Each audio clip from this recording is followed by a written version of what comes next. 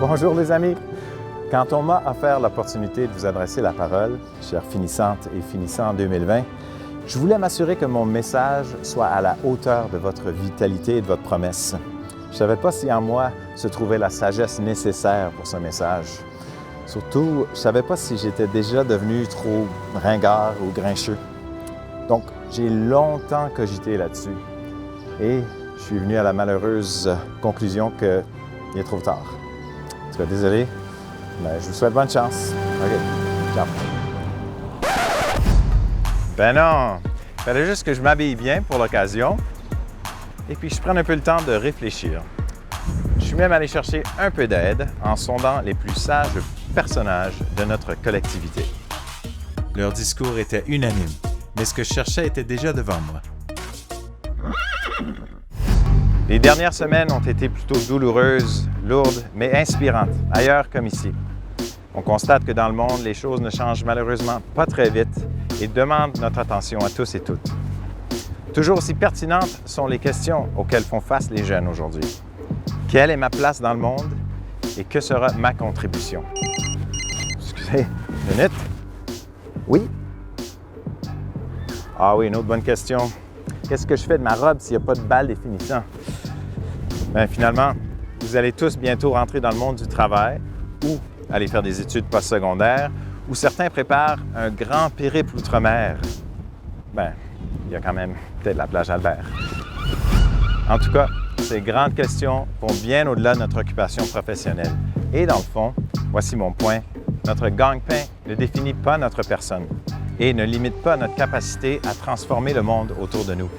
On est aujourd'hui dans l'économie de la gig, où les tendances du marché changent aussi rapidement que votre photo de profil sur les médias sociaux. Vous aurez certainement à vous réinventer maintes et maintes fois. Si on m'avait dit, moi, un jour que je serais un influenceur, ben, je vous aurais probablement pas cru, mais mon destin était tracé. Ce que je veux dire, c'est qu'on ne sait pas ce que nous réserve l'avenir, mais les possibilités sont infinies. Alors, je vous encourage d'aller chercher, à dévorer le monde et créer vos propres opportunités qui vont vous apporter satisfaction, sécurité et plein de joie.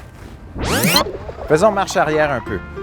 En 1955, à l'époque des droits civiques aux États-Unis, la ville de Montgomery, en Alabama, connaissait des boycotts d'autobus ségrégés. Plusieurs choses dans la société à l'époque étaient donc ségrégées et les Afro-Américains et leurs alliés refusaient de prendre l'autobus pour aller au travail et à la maison à tous les jours. Parmi eux, une femme de 72 ans, Mother Pollard, refusait elle aussi de faire le trajet en autobus. On lui a demandé, « Madame Pollard, pourquoi faites-vous ça? Et comment vous sentez-vous? » Elle a dit, « My feet is tired, but my soul is rested. » Pensons une seconde à ce qu'elle nous dit.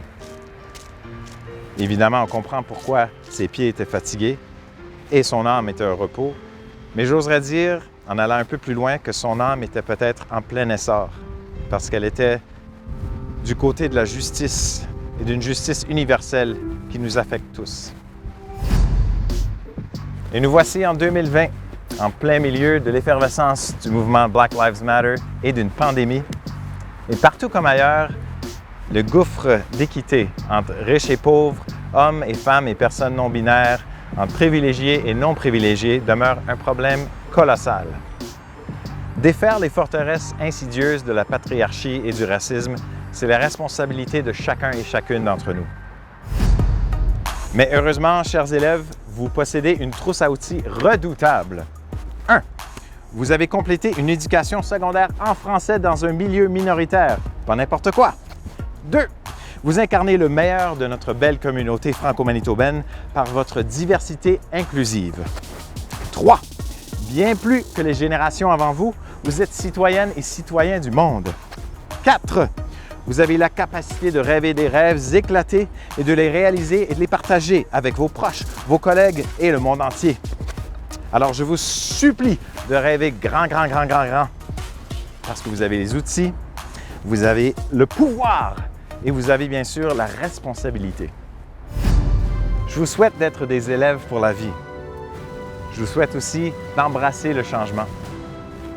Je vous souhaite de ne pas avoir peur d'avoir tort et de pouvoir le reconnaître avec humilité. Mais surtout, je vous souhaite d'avoir mal aux pieds parce que votre âme sera en plein essor.